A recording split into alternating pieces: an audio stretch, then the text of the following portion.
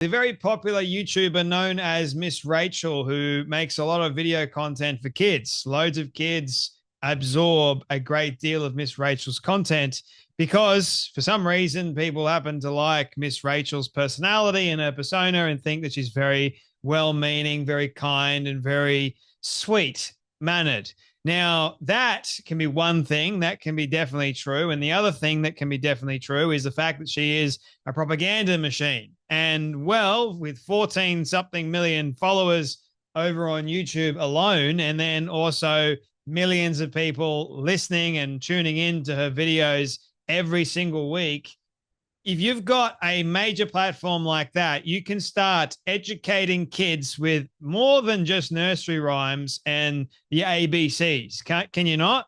If you want to change a generation, I've always said you educate the kids. And Miss Rachel is in a prime position to educate the kids that we've got in our society in not a good way, I'll have you know.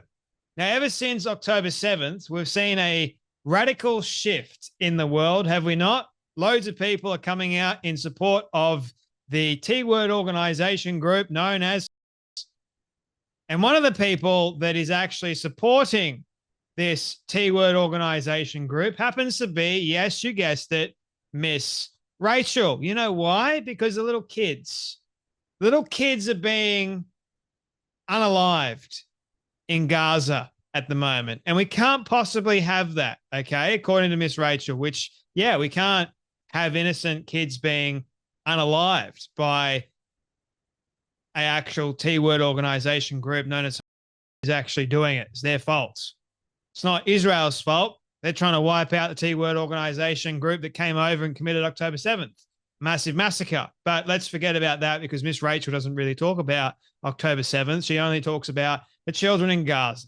Let's talk about the children that are suffering in Gaza at the moment, which there no doubt is, but it's only because of the group that is governing them, not the one that is trying to get rid of that terror group. But anyway, radical nursery rhymes. Miss Rachel just went from nursery rhymes to tied headlines defending Gaza stats on an anti-Israel platform while skipping over October 7th.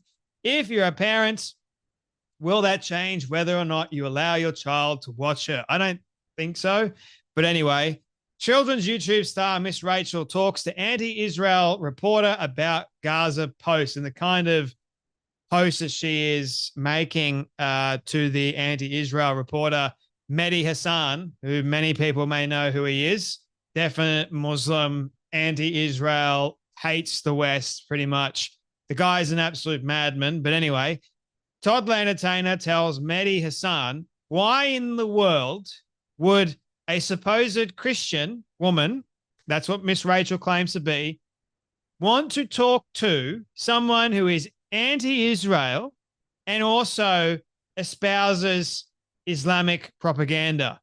Gee, I don't know why. Of all the people you could have possibly spoken to, Miss Rachel, it had to be Mehdi Hassan because the kids, the children. We've got to think about the children. Oh, no. What are we going to do about the children in Gaza? Now, I saw a video of the children in Gaza recently. Now, I'm not saying this is every child in Gaza, but it's a lot of them. I was watching this. And also the other video that I saw that is quite startling that shows a lot of kids in Gaza. A lot of these kids hate Israel. It was clear as day when the bodies of the Bibas twins, I think Bibas twins or children, were being given back to the father. The level of hate and disdain that came from the children. Yeah, we've got to think about the children, says Miss Rachel. And also another video that I was watching recently, which made me incredibly angry. And I hate animal abuse, especially turtles. But kids were watching a turtle suffocate before eating the turtle. So that should tell you all you need to know about the children in Gaza at the moment. And maybe there are a couple of good natured, well meaning kids. I don't know. I haven't seen them, probably because the propaganda machine that I watch hasn't shown me. But hate is taught. It's taught by people like Miss Rachel, who claims to be all about the kids, helping the kids. But really, you're just talking about an agenda.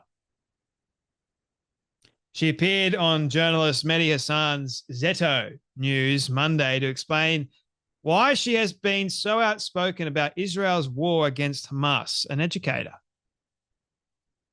She seems to be very interested in what's going on, but has she been there?